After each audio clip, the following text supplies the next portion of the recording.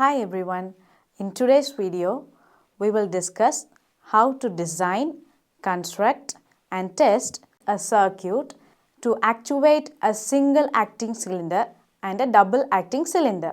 Objectives. At the end of this video, you will be able to design a circuit to actuate a single acting cylinder, design a circuit to actuate a double acting cylinder, design a circuit to actuate the hydromotor, select the various elements as per the circuit, construct the above circuits, test the above circuits for their function, duly arresting and leakage. See number 2. Let us discuss on single acting hydraulic cylinder and double acting cylinder. Single acting cylinder. A single port is included on a single acting hydraulic cylinder. The hydraulic fluid enters here and pushes the plunger out in one direction. Because a single functioning hydraulic cylinder is easier to maintain, it requires less work. When there is only one line, the pressure on that one line alone determines how the cylinder will function.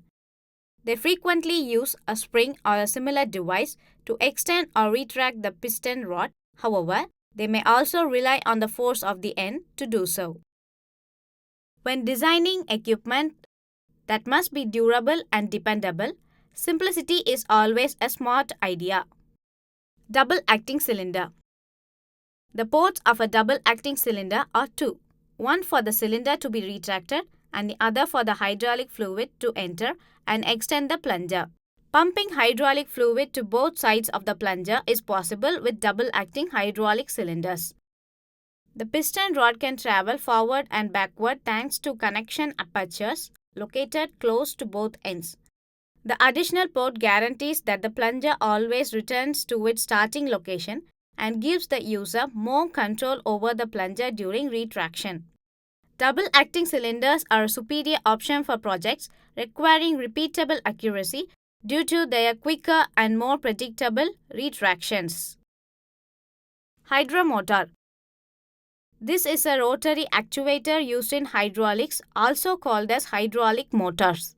This is very useful when a rotary motion is required.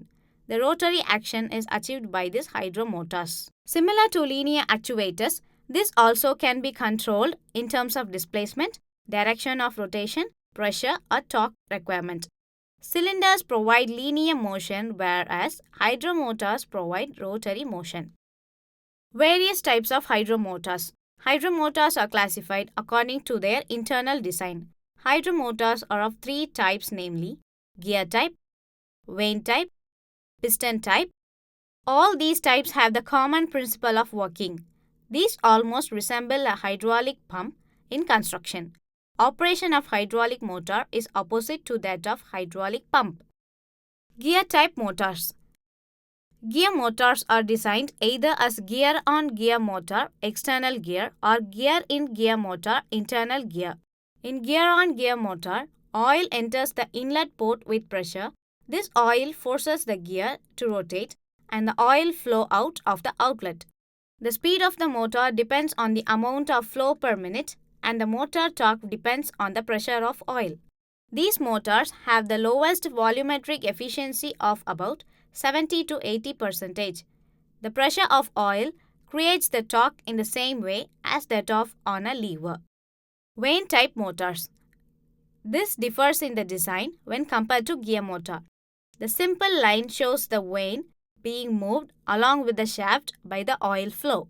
The prominent feature of the vane motor is the sliding vane. Each shaft will have more than one vane, which ensures continuous rotation of the shaft. The vanes in the slots extend out by the action of centrifugal force and oil pressure. This has a high-speed operating character. Piston type motor. Piston motor is totally different from the other two types in its construction. Piston motor are of two types, namely axial piston motors, radial piston motors. These motors are the most volumetrically efficient motors, rating up to 95% efficiency. In a piston and barrel assembly, when oil with pressure is allowed, it pushes the piston out. Speed control of hydromotor. This is controlling the RPM of the hydromotor. This is usually done by controlling the quantity incoming fluid. This is also called as the displacement of the hydromotor. The control of flow of oil can be done by various methods which will be discussed in coming chapters. Speed of a hydromotor depends on the quantity of oil passing through the motor. Torque control of hydromotor. Torque obtained in a hydromotor is the function of the fluid pressure. Thus, by controlling the fluid pressure of the hydromotor, the torque is also controlled. Direction control of hydromotor. This is done by using a direction control valve in the circuit. This very much resembles the method of controlling the direction of movement of a double acting cylinder. Direction of rotation of hydromotor depends on flow path of the oil. Specification of a hydromotor.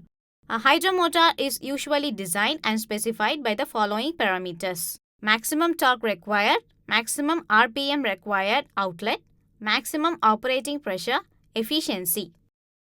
How to select a hydraulic cylinder for an application? Number 1. Mass cylinder. Identifying the mass you want to shift is the first and most important stage. After determining your mass, you must think about how it will affect the force needed to move it.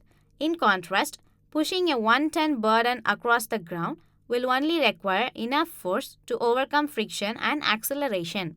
For instance, pushing a 1-ton load straight up will take slightly over 1 ton of force. No matter what, the cylinder force should always be sufficient to account for inaccuracy.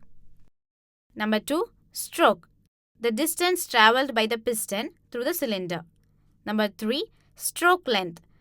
Stroke lengths are the dimensions of the piston. The length ranges from fractions of an inch to several feet. Operating pressure.